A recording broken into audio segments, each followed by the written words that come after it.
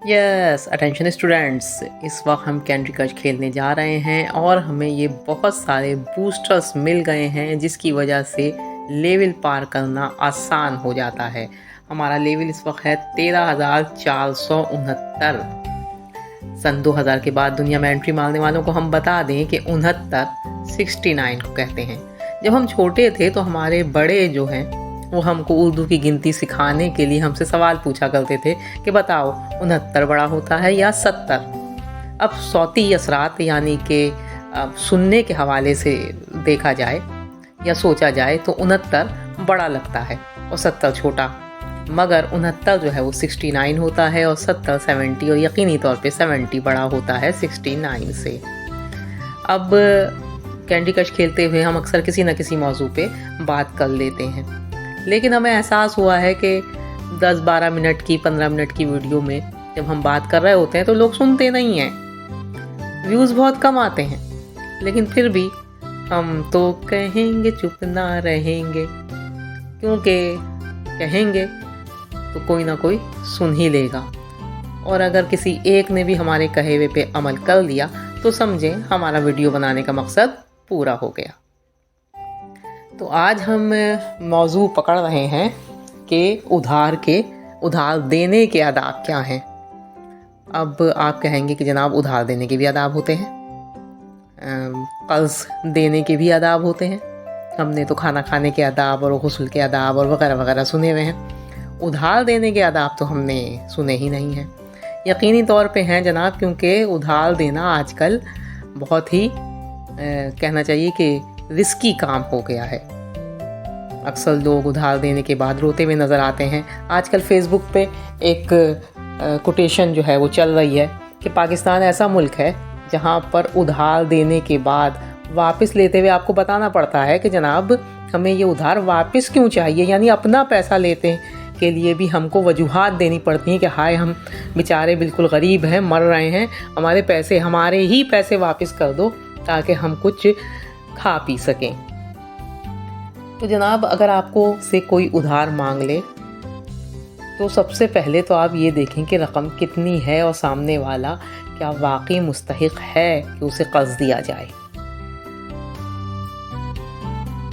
अब ऐसी सूरत हाल में हम ज़ाहिर सी बात है दिलों का हाल तो अल्लाह बेहतर जानता है, लेकिन कुछ मामलात आप कुछ हवालों से जान सकते हैं कि सामने वाला मुस्तहिक है या नहीं है, मालूमात हो ही जाती हैं, क्योंकि ज़ाहिर कर्ज मांगने वाला वही होगा जिसे आप पहले से जानते होंगे। किसी गैर अनजान से लोग कम ही कर्ज मांगते हैं, इल्ला ये कि कोई सबा इजी लोड वाली हो कि जो आपको मैसेज करे कि जी मैं हॉस्पिटल में हूँ, प्लीज़ मुझे 20 रुपये का, 30 रुपये का, 50 रुपये का लोड करवा दीजिए।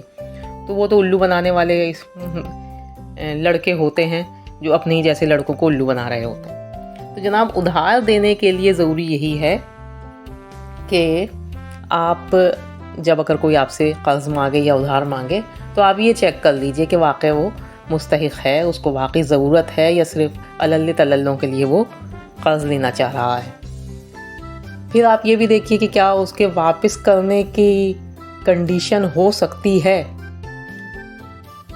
अगर आपको लगे उसके वापस करने की कंडीशन नहीं है तो बेहतर ये है कि आप ना दें कर्ज।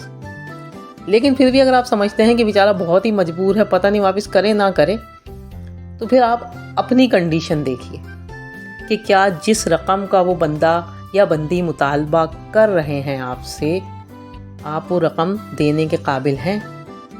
और अगर आप वो रकम देने के काबिल हैं तो क्या वो रकम आपकी ज़रूरियात से ज़्यादा है। ऐसा तो नहीं कि आप अपनी ज़रूरियात काट के किसी को कर्जा दे रहे हैं, ऐसा हरगिज़ मत करें। ये सबसे पहला उसूल है। अगर आपके पास इतनी रकम है जो कि आपकी ज़रूरियात से ज़्यादा है तो आप कर्ज दीजिए, वरना नहीं दीजिए। आपके ऊपर कोई गुनाह, कोई ज़िम्मेदारी नहीं है किसी ऐसे शख्स की जिससे आपका कोई ऐसा ताल्लुक़ नहीं है, कफ़ालत का ताल्लुक़ नहीं है।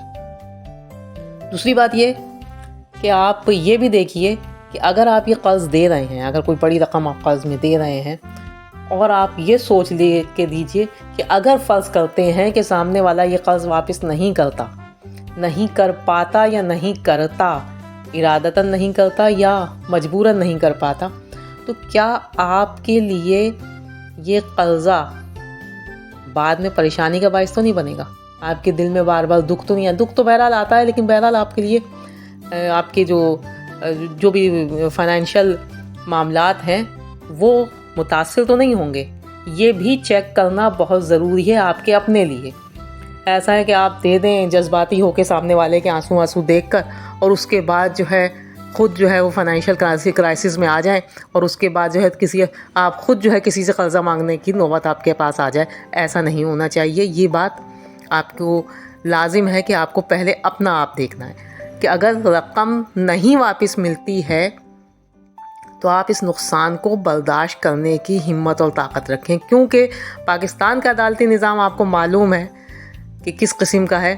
1 لاکھ 2 لاکھ 5 لاکھ 10 لاکھ کی رقم بھی اگر آپ دے دیتے ہیں اور اس کو واپسی کے لیے آپ عدالت کا دروازہ کھٹکھٹاتے ہیں کہ جی واپس نہیں مل رہی، تو یقین کیجئے آپ کے اگر آپ نے 5 لاکھ دیا ہے نا تو عدالت میں آپ کے 50 لاکھ لگ جائیں گے، واپسی کی امید پھر بھی نہیں ہوگی۔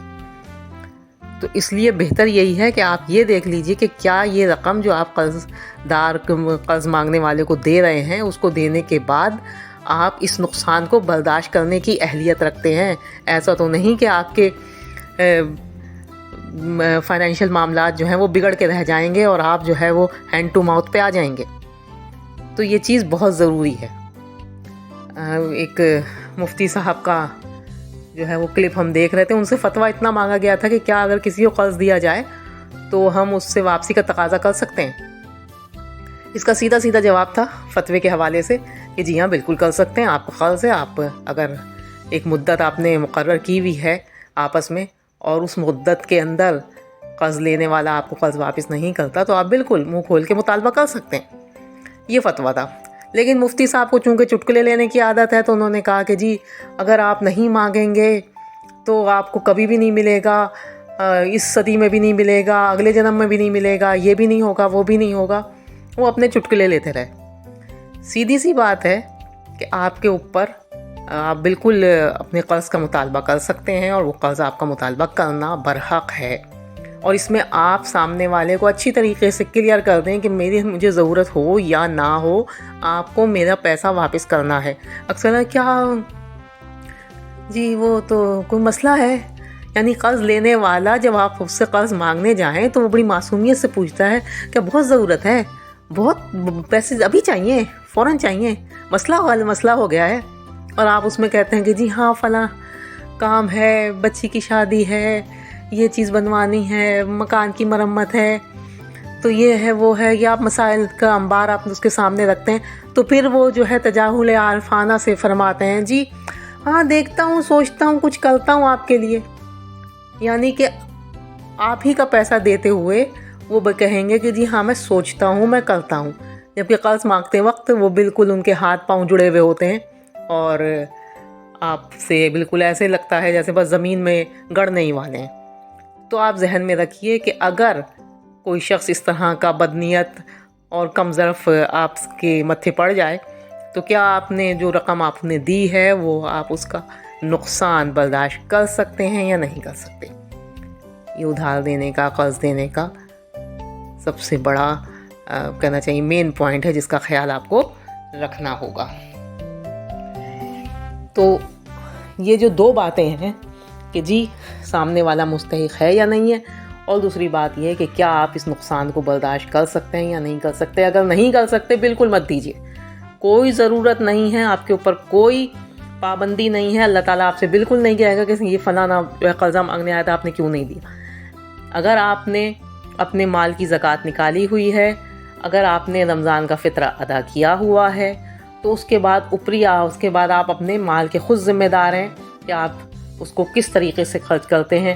چاہے آپ جتنا بھی اپنا جس طریقے سے بھی لگژری لائف گزارنا چاہیں وہ گزار سکتے ہیں، اللہ تعالیٰ آپ کو کچھ نہیں کہے گا۔ نہ ہی آپ اس معاملے میں مولوی کہتے ہیں کہ جی یہ ہے اور وہ ہے اور اس طرح نہیں کرنا چاہیے، خود چاہے جس طرح سے بھی کام کر رہے ہوں ان کو کوئی فرق نہیں پڑتا۔ ہم لوگوں کو بس ڈراتے دھمکاتے رہتے ہیں۔ اللہ تعالیٰ نے ہم پہ جو اپنا حق رکھا ہے کہ جی آپ اپنے مال کی زکوٰۃ دیجئے، رمضان میں فطرہ دیجئے، استطاعت ہے تو عمرہ کیجئے، حج کیجئے، زندگی میں ایک بار کافی ہے۔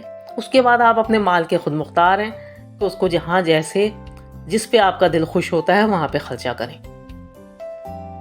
تو ادھار دینے اور قرض دینے کے لیے آپ کے اوپر کوئی پابندی نہیں ہے. لیکن اگر آپ دیتے ہیں اللہ کی رضا کے لیے کسی شخص کو مستحق سمجھ کے, مجبور سمجھ کے, تو اللہ تعالیٰ یقینی طور پہ آخرت میں آپ کے لیے بہت اچھا اجر رکھے گا. تو ہمارے لیے میرا خیال ہے کافی ہے. دانشور کلب کو سبسکرائب کر لیجئے گا, گھنٹی ضرور بجا لیجئے گا. پھر ملتے ہیں کسی اور ٹاپک کے ساتھ کینڈی کرش کھیلتے ہوئے. اجازت دیجیے, اللہ حافظ.